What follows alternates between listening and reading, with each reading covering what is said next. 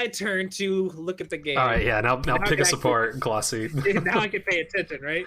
Yeah. I was trying like to half watch before, so I didn't react. I was trying to keep the conversation distracting me. All right, so when you do approach one space away. This is true, but one of the shapes I want you guys to learn, the Shamari, which is this sort of enclosure to the 3/4. It's a very, very powerful shape and very easy to use for beginners.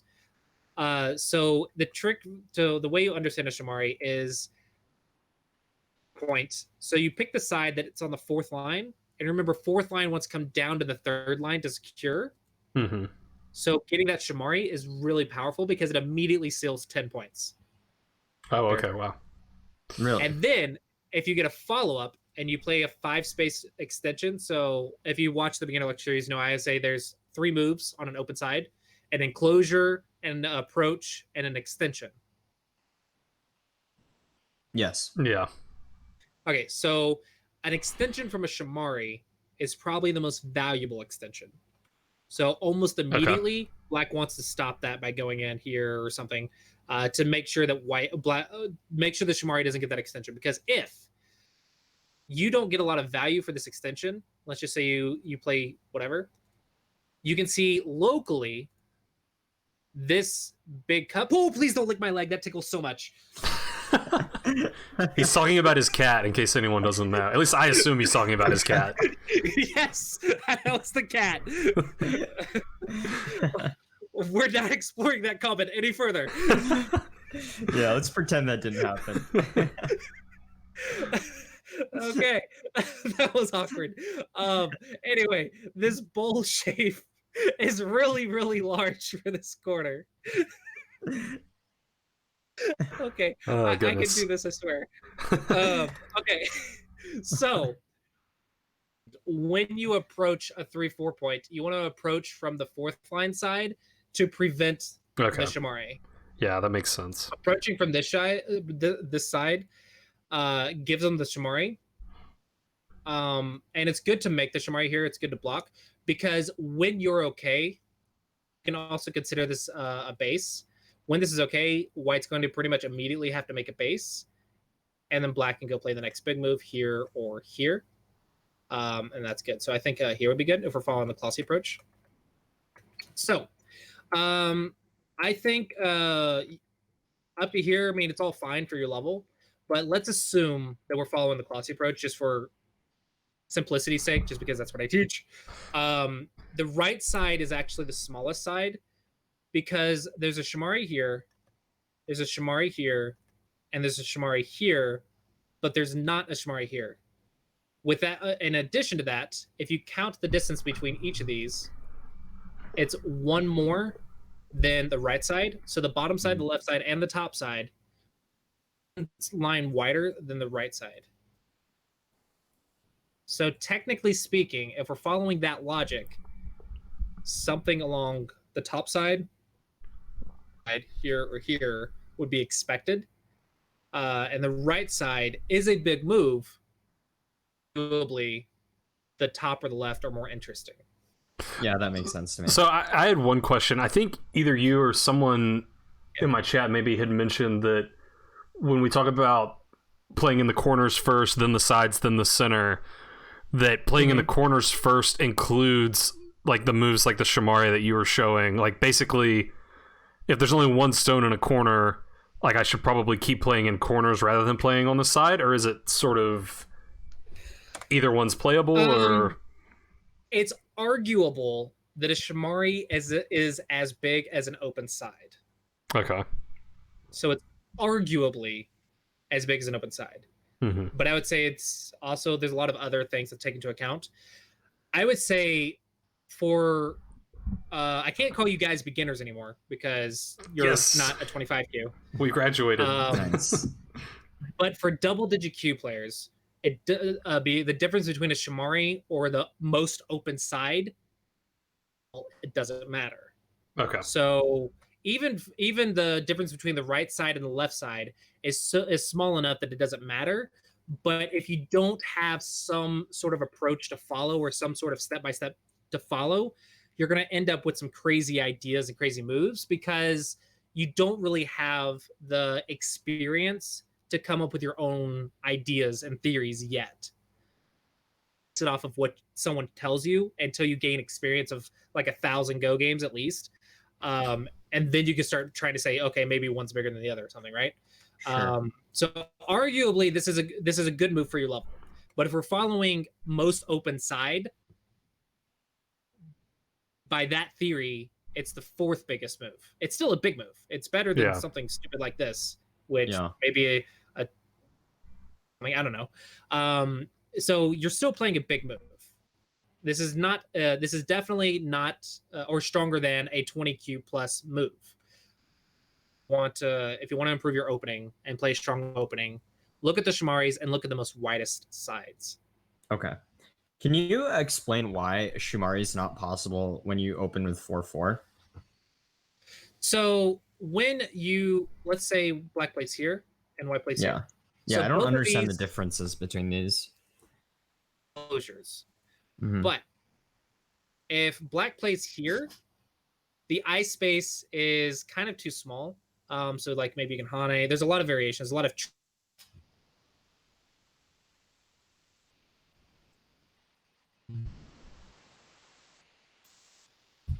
Seal, are you there? I can hear you, but I can't hear closely anymore, I don't think.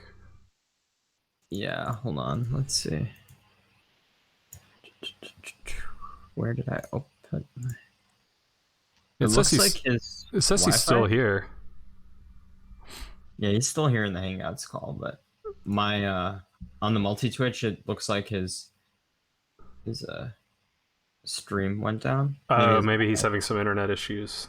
Yeah, I'm gonna run to the restroom real quick, dude. I'll be back in like 30 seconds. Okay, cool. Okay. All right, I guess I didn't look at the AI graph after this game. I would kind of like to see that. So while we're waiting. Okay, yeah, he just sent me a. Classy just said, "Be right back." Okay, so let me turn this on and see.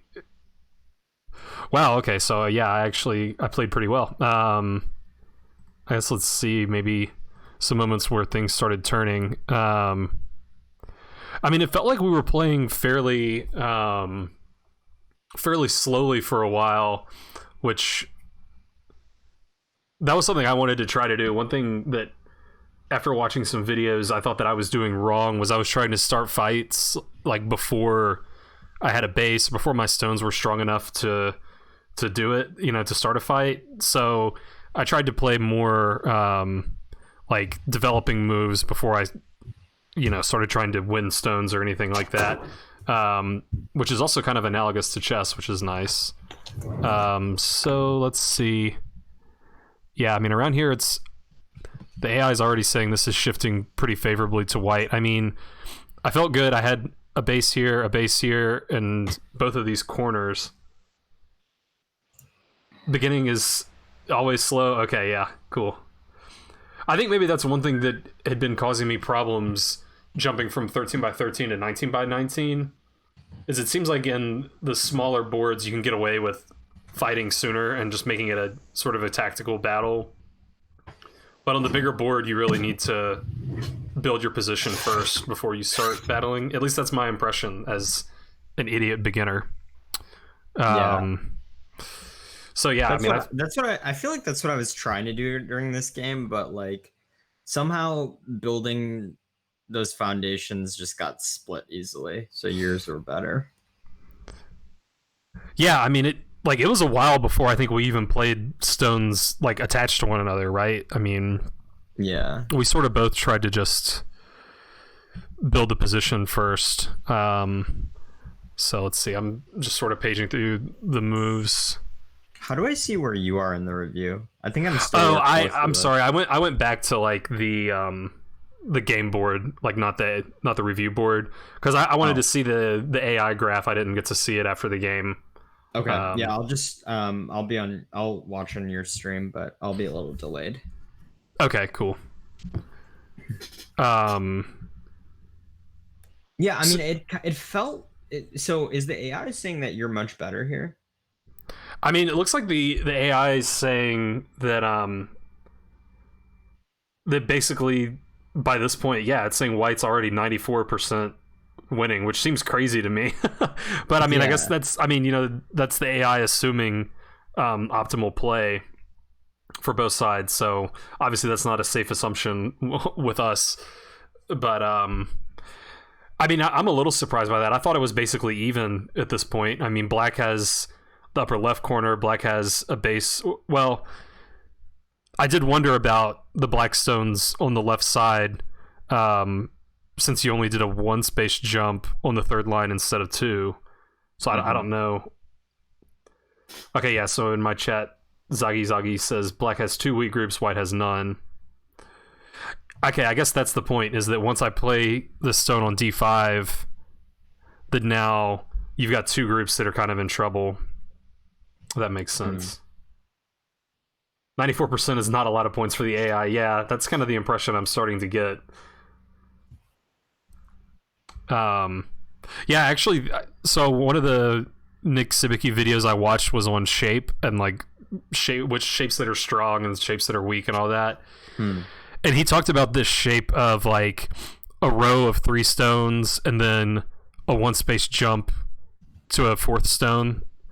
And he was basically showing how these stones are considered connected. Like there's nothing black can do to disconnect these stones. Right. Which was this the good, the bad, and the ugly, that lecture? I can't remember. It was one of his like really popular videos, so possibly. But it was basically like an hour-long lecture of him just talking about shapes and which shapes were good, which shapes were bad. There were several that he mentioned that like I had never thought about or seen in my games before. So I'm trying to implement those more and stay away from the weak shapes.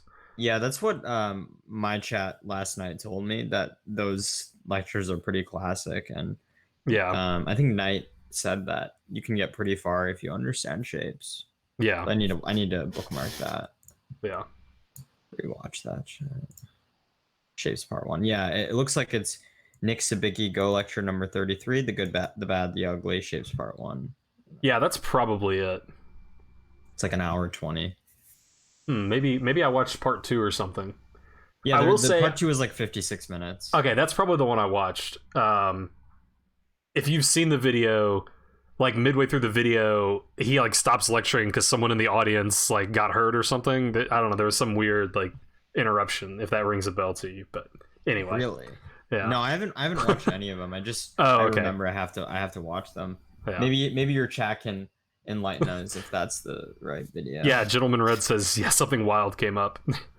I think the guy was fine, but there was just like a minute or 2 break in the video where they were tending to some guy. He like dropped something on his foot or something. I don't remember. But... Dude, Go. Who said Go wasn't a sport? There's seriously. Yeah. Dude, it's kind of funny in the NBL, the chess league that I play in. Mm-hmm. One of my roommate's teammate, one of his teammates, was on injured reserve because he had carpal tunnel from work, so he could not play bullet. That's like that feels like that's a meme, you know? Right? Like... That's exactly what I told him. I'm like, that's such a meme. That's pretty funny. Yeah. Wow. Yeah, sorry. Klossy, I think maybe had some internet issues, so he said his computer froze. I think he said in the Discord, so he's probably got to restart that. Yeah, I guess you're gonna be next to have computer issues since I've already had mine and now Klossy's had his. I guess so. My computer is pretty. The fan is going. Yeah. Techno. I had a Windows update. Luckily, it wasn't, I guess, too big a one. So, okay, I guess I'm gonna do my best to talk about this game on my own. Yeah, I was really surprised when you played C2 here. And the AI, oh yeah, I can hear you. Close to your back. Yeah. Now I just gotta start Streamlabs. Nice, cool. Yeah, we you came at the right time. We were about to try to tackle this game ourselves. Oh, don't do that. Yeah, probably wouldn't go super well. Yeah. The chat is happy that you're alive. Yeah, I don't know why. It just froze, and I'm like, well, my computer just said I give up.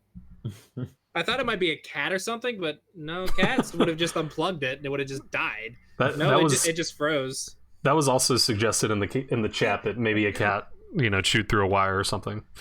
That was the first thing I looked for. It's definitely my first thing to consider. But no, it just froze. So I'm like, maybe it like overheated or something. Show. Nice. I guess I'm stream up, so I'm good. I guess I'm surprised, like, at this point in the game. I mean, I felt pretty confident that, like, the black stones at F5 were in trouble, and that I'd probably be able to... They probably wouldn't be able to live. Mm-hmm. I guess I'm just surprised that, like, the computer is saying it's basically game over. Because, I mean, even the stones on, like, C7, D8, like, that group, I thought I could probably get. I guess I'm just surprised that it was, like, that big of an advantage. So I would not trust that game over thing very much. Yeah, okay. Because game over for an AI is probably, 10 points, 20 points at most? Yeah. I guarantee you guys make 20-point, 30-point mistakes at least 5 times a game. Yeah. So I wouldn't trust that. That's not important at your level. Like, yeah, okay. You can see who has a winning position for a top-level player. Right. Who's basically, all that tells you is who's winning, who's losing. At points in the game. And I think I think we've even said before, like, for us, for total beginners, it probably would be useful to see, like, what the AI thinks the final score would be. So, like, because if I'm up, like, 40 stones right now, and then I make a move that I'm only up 20 stones, like, that's not even going to register in the AI. It's just going to say 99 for both. Yeah. But, like, that's something that I would like to be aware of, so... Yeah. I think there is a bot that does that, but not on OGS. And I don't think it's a bot on any server. Yeah. But I think it's not as important as improving your own judgment on if you're winning or losing. Right. Yeah, I mean, that makes total sense, because obviously you're not going to have, your hand held during the game. Mm-hmm. I think if you have 3 dead groups, maybe then you can... With no... if your opponent has no dead groups and you have 3, I would argue maybe you can resign. That's it. Yeah. But if you have like less than 3 dead groups and there's still like half the board to play, you never know what's going to happen. Just finish it. My teacher used to say, never resign with an open section of the board. Always settle it first. Okay. And then after every open section is settled, if you're down by like a significant amount and you don't think you can come back, then resign. Okay. Yeah. I'm constantly noticing these parallels with chess, and like I basically will never resign if I have 2 rooks. I'm not going to resign. If I have a queen, I'm not going to resign, just because there might be some tricky way I can mate the guy. Like, even if I'm down a ton of material. So yeah, I think that's similar. And Roxy, your comment in the chat, in Go, everything is possible, and one mistake can cost you everything. Absolutely the case with chess too. Atari. Yeah. You can always self Atari. Yeah. And in chess, you can leave a mate. Right. Yeah. Some stupid mate. All right, Streamlabs is up, and I'm about to restart the stream. Nice. Yeah, Roxy. So Aakaash and I are both primarily chess streamers, and we've been foraying into Go. So yeah, that's sort of our background. We're trying to bring chess to Go and bring Go to chess and all that. Thanks for the follow, Roxy. I guess it's fun. Rox. Rox is here. Rox is here. Yeah, I feel like there's just a lot of overlap that hasn't been explored by the larger community. I know there are some Go and chess players out there, but I haven't really seen it on Twitch yet. Yeah. Is there a good handicap system in chess? And thanks C Dingo for following. You can give peace odds. I guess no, I'm not a pro chess player. Not close to a pro. I think time odds are the best. Yeah, time odds is probably better, right? Because like if I am down a knight from the get go, that's already against a decent player. That's already a pretty big disadvantage. What's time odds? It's like if we're playing a 5-minute game or something, and you're significantly stronger than your opponent, like you could give 5 minutes to 1 minute, for example. I don't know. I would disagree with that one rather than the pieces, because in Go, I could read on your time. Yeah. I could see more on your time than you could see on your time, if that makes sense. Yeah. I that's kind of like, if I was playing someone in time mods that was lower rated than me, that's what I would do. Like, I would just think on their time. But still, if they play a move that you didn't expect, you know, even if it's not, maybe it's not a perfectly sound move, but it's a tricky move and you've got to find the right refutation, you know, that's where they can get you. Gotcha. Like, I was trying to think, is there a handicap that I could play you guys with? Like, maybe no rooks and no bishops or something. Can I win? Yeah, no, I mean, like, I think it would be different for you playing me and you playing Aakaash.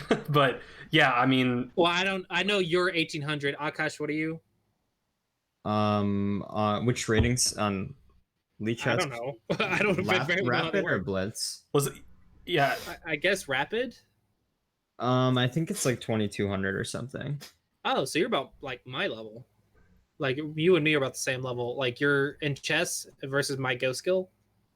I think we're about the same. Yeah, probably something. Yeah, like probably about equivalent. Someone told me I was anywhere from 2000 to 2200. That's what I am in chess and Go. Nice. All right, so my stream is up and going. I lost all of my viewers, but whatever. They'll be back. Maybe yeah, OGS can re-highlight the stream. I mean, the multi-Twitch highlights should still be going. Cool. Yeah, it is. What's up, BR Cal? I have the multi-Twitch. All right, are you guys back in sync with my review? Yes. Yeah, I'm in the review. Yeah. I finally got a win, BR Cal, so it's going good. All right, you guys can see me moving stones? Yes. All right.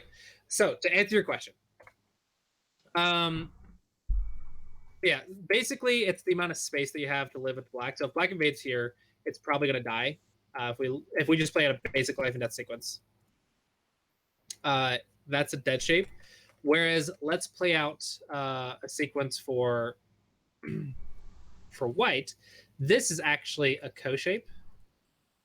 And I think you're just going to have to trust me for now.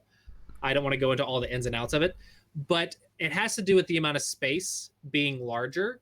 So because there's still a co in the knight's move, this enclosure actually is not fully a corner yet. It actually takes one more move to enclose that corner.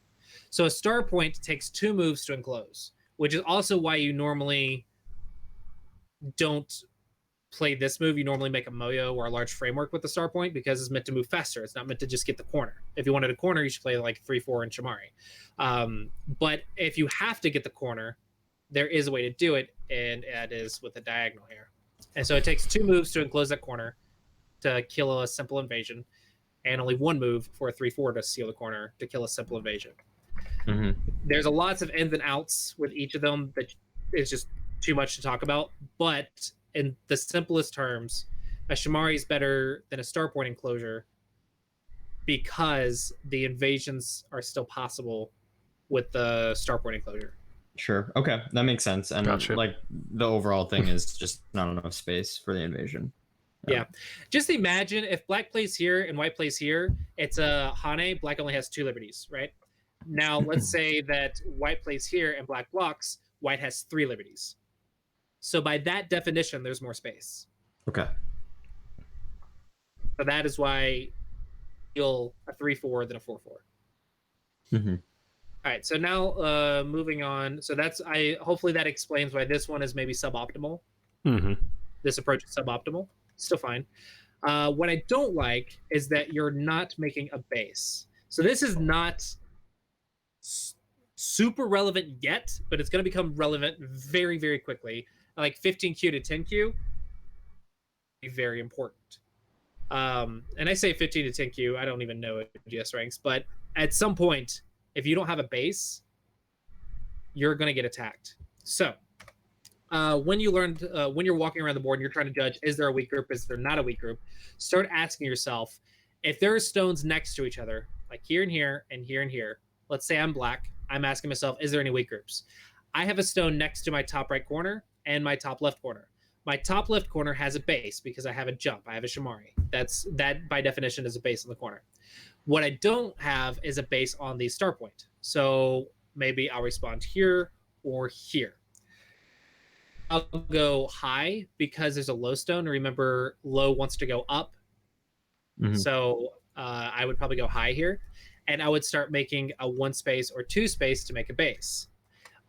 With the 4th line, 1 space is a little bit easier to deal with. So on 4th line, I would go high. Just with a star point approach, just go 1 space.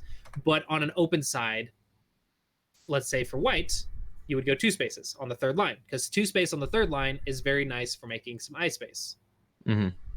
That's immediately 1 eye with potential for a 2nd eye. Very easy potential for a 2nd eye. So white on this board actually has 2 stones.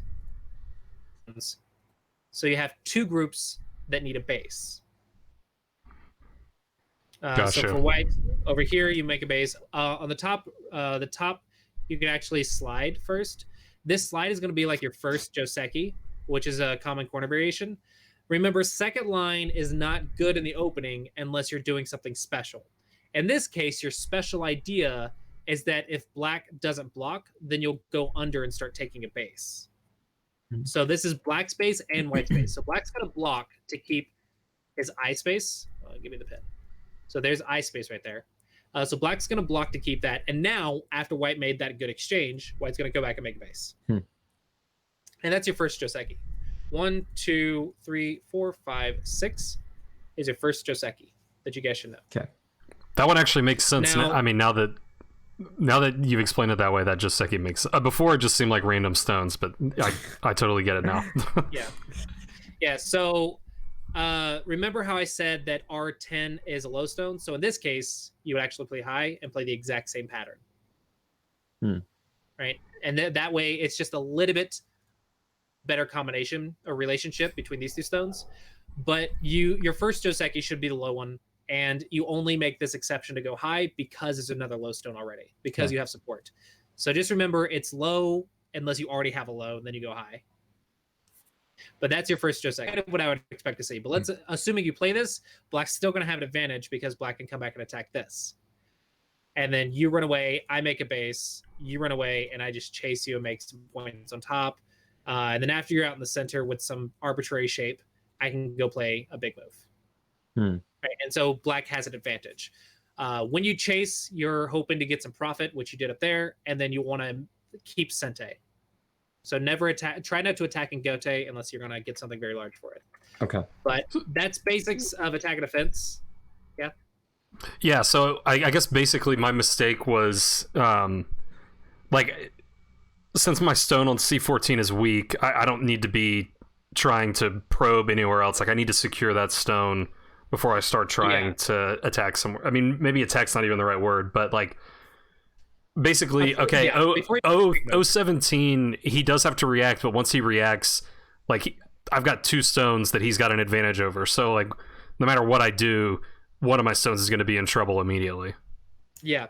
So your opponents might not punish you at this level, but it's good to start with good habits. Right. So remember if you look at the Classe approach document, where am I weak is the first question. So do you need a base? If yes, get the base. Don't think about anything else. Just get the base. It'll prevent problems for you later down the road. And then the second thing is, where's my opponent weak? If you can take a base and attack something, then that's going to be free profit. And later down the road, as you get stronger, your attacks will be more and more severe, and your profit will be much, much greater. And then you play a big... if there's no baseless groups or no weaknesses that you can attack or exploit, then you play a big move, which is open corners, open sides, largest framework, and then endgame. So yeah, that's the first thing. And the second thing is someone asked, why not? What about high approach? Typically, you don't high approach a star point. The reason is this very specific sequence. When you try to make a base, 1 stone jumps 2. You try to play this sequence where you try to make an exchange at the corner and then make a base for white. And black just has a natural jump response, block the corner. You can see that this corner is very large for black. And this position for white isn't that large because this black stone right here is actually looking under it. Mm-hmm. We call that an open skirt if there's a second line undercutting you. It's an open skirt because your opponent actually has some jumps in to destroy the points. It also supports any sort of invasion or something. So it actually has a lot of problems for that base. Not so many problems that you're not gonna die or that you're gonna die or something, but you probably only have like 4 points or 5 points with those 4 white stones. Or yeah, that's 4 white stones.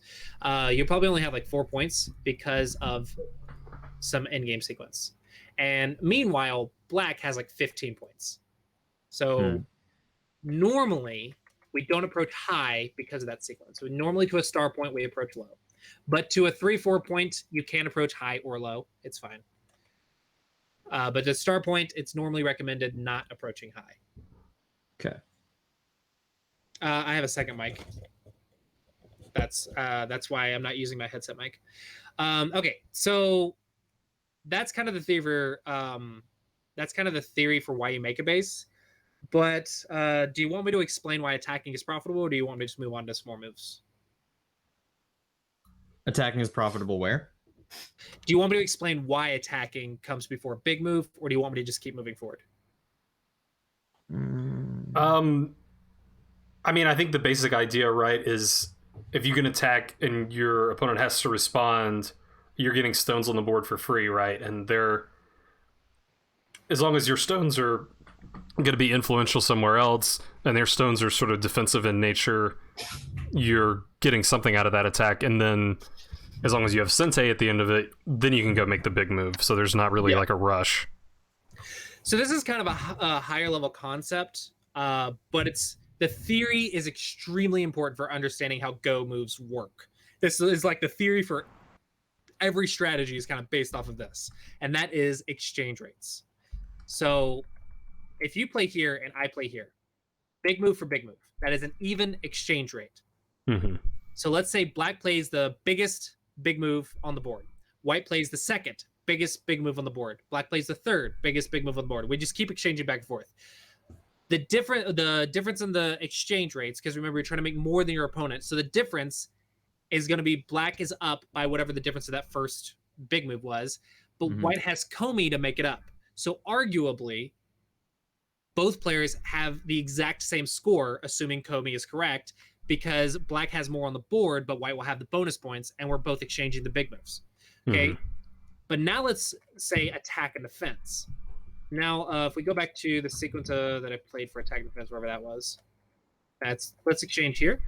Now let's look at the exchange rate of these stones. Give me my pin. That's not the pin.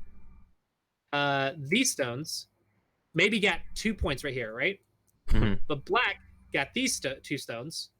So this value is about 9 points, arguably. Maybe 6 to 9 points. So that is a positive exchange rate of like 4 to 6 points. Sure. So attacking is the most profitable exchange rate you can have because your moves are getting more value than your opponent. So if you say, I play big move, you play big move, it's an even exchange rate. Let's say you play a big move, I attack, get a positive exchange rate, and then I play the next big move. The next big move cancels out your big move in the exchange rate race, but I'm up by the profit that I got from that attack, which is a positive exchange rate. Yeah, so that makes sense. About these exchange rates. Yeah.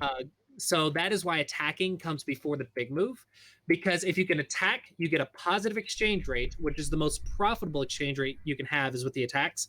And then you go play a big move.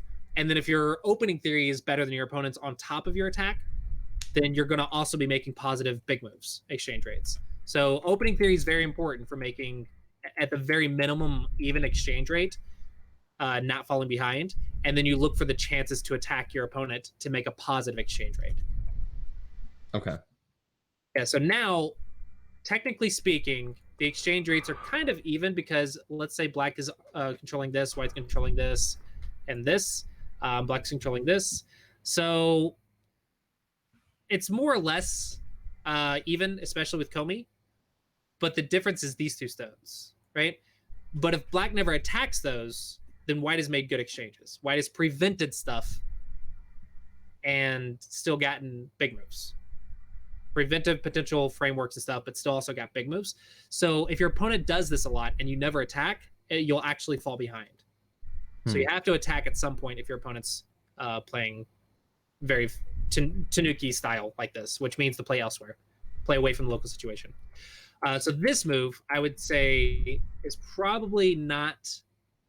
It's not a bad move, but I would prefer a more aggressive move because when you play here, white can actually make a base, force you into a base, and now you both kind of survive, but you had the advantage over here against that stone. Sure.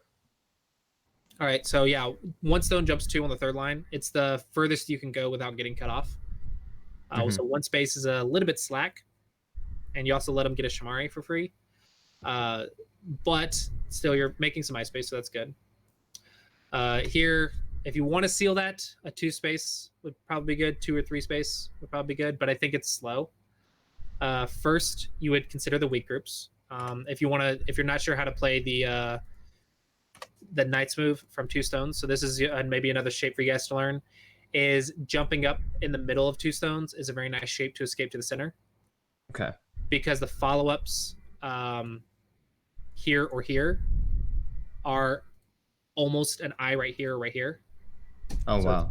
So it's almost your second eye already. So when you play shapes, when you're seeing shapes and you talk about shapes are kind of multi-purpose. 1, it's how to move around the board. And 2, it's like the shapes that also lead to potential in the future. So defense shapes are shapes that get you out and into the center, but also good defense shapes can also potentially get you some eye space in the future. So like Tiger's Mouths are really good because it leads to a Panuki, which is an eye. But if you don't see that, then at the very least play 1-point jump. Okay. Get to the center.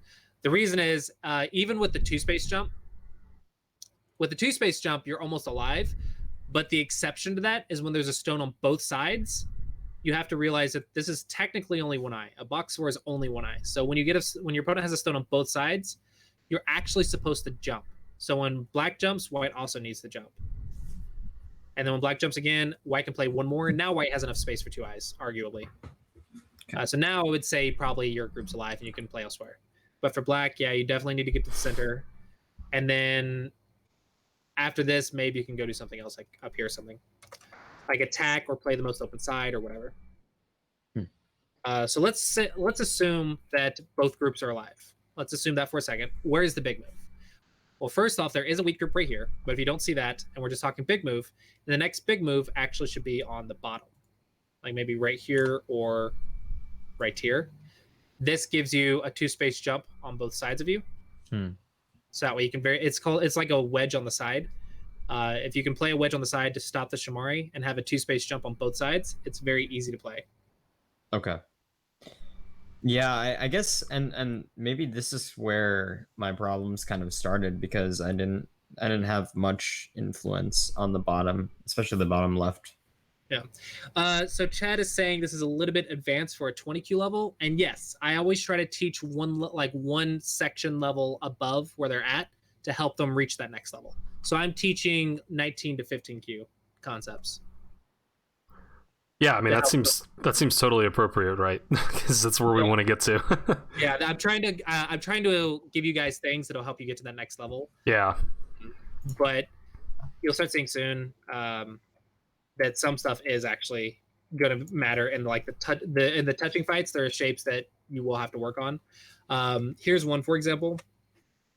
You can actually block with a 1-point jump or a kick, which is a little bit more effective. A little bit more effective than this. And also, white jumped, and you're neglecting your group that only has 1 eye. So I think if you guys can start seeing bases, what groups have bases and what groups don't, it'll improve your attack timings. And then from there, just surround your opponent and see what happens, and we can maybe review some more stuff like that. But once you start getting surrounded and stuff, that's where your attack and defense concepts will come in. And that'll be your cuts, your liberties, eyes, and stuff, and life and death, stuff like that. All right, so when you play over here, assuming you're alive, you're looking at the line of influence. So when you say that you're going to play on the bottom side, you're saying that is the largest framework, and arguably you are correct. Like, I think you're correct. So when you picture this line, you see how you're behind the line. Yeah. You actually want to be on the line if you want to reduce, and if you want to invade, then you want to be preferably on the third line, because when you try to invade like this and they try to surround you, you can actually get some eyes on the third line much more easily than any other line. So starting your invasion on the third line is going to be your first like invasion tips. It'll make the easiest sequences for you. Okay. So this one for white, so now we're doing attack and defense. Does he have a base? So that's step one in attack. Take the base. But he actually doesn't have a base, because if he goes a 2-space extension, it's touching, so that's not a base. So he actually only has a 1-space jump. Okay. So now white is actually at step 2, which is surround. So I would maybe prefer something like this. And then let's say black tries to go in, you just block him from escaping and surround. And you do, let's say, simple shapes like this. You could do a double Hane, but maybe that's above this level. And you can see naturally it's becoming more of a life and death problem for black, and white is getting influence on the outside. So you're still making profit, and just a natural flow of moves creates some strong moves. Now, there are good shapes and stuff that you can learn as you go, but just those basics of take the base and then surround will let you accidentally play really good moves, if that makes sense. Yeah. Okay. So you're playing a sort of surround. That's good. I think my thought was to try to keep the F4 stone and the C7 stone disconnected. Like, I wanted to make sure that yes, that is good. That those were not going to get connected. Because these only have 1 eye. These have 0 eyes. So surrounding both is very powerful for white. And this is where black starts falling apart a little bit. So black is getting surrounded. So you either have to start making eye space or you have to break out or something. So it's getting really complex really fast. And so you start playing over here because your left group's getting weak, I guess, and you want to play on that. I think the bottom group's weaker because the left group has 1 eye, the bottom group has 0. Hello, Chilimu. So I would say play on the weakest group first. Can I ask you, when you say the left group has 1 eye and the bottom group has 0 eyes, how do you know that just from looking at it? Take the edge of the stone and draw a line down to the edge. What's the shape? Square. It's 2 in a row, right? And do you remember what 2 in a row is? 1 eye. Right. That's how I know it's 1 eye. Technically, there may be Tasujis and stuff for white to steal that eye, but arguably, keeping it simple. Arguably, if we just draw it to the edge, that's enough space for 1 eye. So we know that black has enough space for 1 eye. That's not enough to be considered alive and playing elsewhere. All right, so now you try running away. That's good. Run away, run away. White's just keeping black cut. Very powerful, very strong.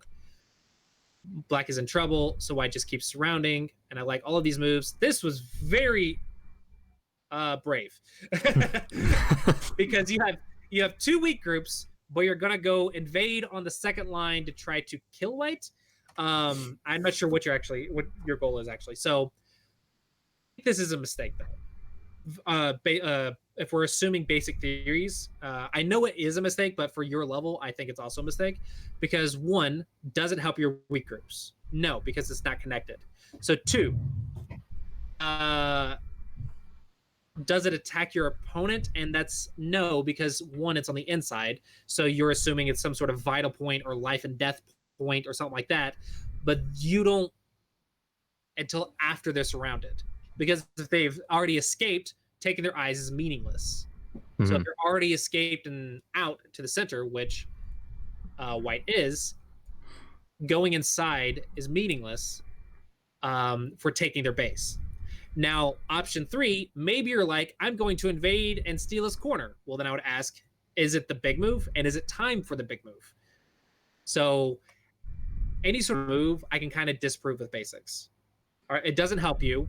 It's not the biggest move on the board, and it doesn't really attack white in the proper order. Sure. So for those 3 reasons, I think this is not a good move. Yeah, I think my rationale with playing C2 was I thought that those 2 groups that were getting split up were in danger. And I thought, okay, if I play down there, maybe I can try to destabilize him and save them. But yeah, so unsettling your opponent is a tactic, but I wouldn't as for defense, but that's more of a single digit Q tactic. On this board, it's not though, because he's already out and surrounding you. Mm-hmm. So it's bad timing. So what should I play there instead of C2? Thing that gets your group out or gets your group eyes. Mm-hmm. So one of those 2 concepts. Okay. So try not to play strategies that are way too above your level because your follow-ups are not going to be strong enough to apply them yet. So for defense for your level, it's just run away and make eye space. Okay. And or make eye space. Just focus on those 2 things. And after you're strong, then you could start thinking, can I unsettle or take his base? Can I surround him? Can I invade and stuff like that? But you can't really do that with a weak group. It's like playing on the bottom side here is definitely a big move and would be fine for a reduction or whatever. But you have 2 groups that are dying. So it's bad timing. Okay. All right. So White's going to go down here. This is okay because technically speaking, not connected to anything. So, and they don't have a base. So helping them get strong is also a good attacking idea. Yeah, this is very nice. Black ignored it too much. You completely seal it in now. There's no way out. So Black must make 2 eyes. So now it is officially a life and death problem because Black is completely surrounded. At that point, it should be screaming red flag, red flag. It's a life and death problem. Time to read. Or you should be thinking expand the eye space, make tiger's mouths, make 2 eyes somehow. Okay. And that's where you apply your life and death skills. So I think this is where the big problems in the game happened because you were ahead on territory. You just, or you were leading on the board, but you missed the attack timings and you didn't stay on your weak groups until they were alive. And that's why your groups ended up getting in the trouble that they got in. Yeah. And yeah, White left. I think White can continue the attack over here, reduce the eye space, die. Maybe you want to surround it, but it's still dead. Like it's still in 1 eye.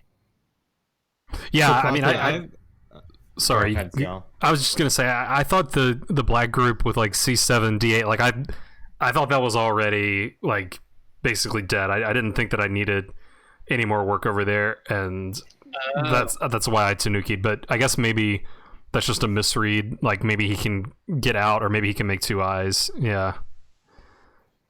Yeah. Maybe he can make a million eyes. The eye space. Yeah. Yeah.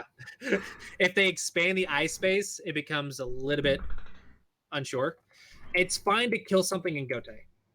It's not fine to attack something in Gote, but if they die, it's okay to get Gote because then you get a large area. It's bigger than a big move. Right. Okay. It's okay. So it's okay to spend a move to make sure it's dead. Eventually, you want to be able to read that it's dead, but if something is gonna die, it's gonna be bigger than the big move. Yeah. So what was your move to attack the group on the left? So I just use the Colossi approach again.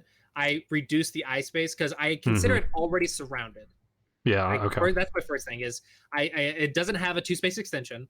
And it's already surrounded. So step 3 is reduce the eye space from the outside, and then play the vital point. Which for me that's here, but it could be here or whatever for you guys. I don't know. To me, it's just dead. The only questions is if Black peeps right here and tries to escape. Maybe there's an eye right there. I would just play the vital point. Excuse me, which is right here. Okay, got you. But yeah, so we see a lot of moves on top, and we're playing big moves. And now Black's trying to build up his position, which is cool. You can do that with 1-point jumps too, or you can just do it with capping moves, where you play right on the head of their stone. Sometimes that's good for developing as well. So basically, you're developing your right side position, which if you weren't dying, that'd be fine. That'd be a good big move. So I think your big moves are correct, but you're neglecting defense right now, and that's why you've lost this game. So it like for the example with this lower left hand structure, if I can't read it fully to see whether or not it's alive, I mean, do you see any way that it could survive? Because I was trying to figure it out, but I thought I was just screwed and like maybe you should just give up, but I kept flip flopping. The rule of thumb is if you don't see how to kill it, keep playing on it. Okay. But try to see if it's alive or dead as soon as possible. Okay. So you can play elsewhere. If it's dead, play elsewhere. Don't keep playing on it. But if you don't know that it's dead, you kind of need to keep playing on it until you see it at your level. And then if someone tells you, oh, you should have to nuke it sooner, well, that just means you need more life and death problems so you can see it sooner. But the rule of thumb is if you don't know that it's dead, then you need to keep playing on it. But try to realize it's dead as soon as possible. Because you tried to live, and White actually didn't know how to kill you. So yeah. So that's why the rule of thumb exists. Mm-hmm. Glossy approach sheets, infographic.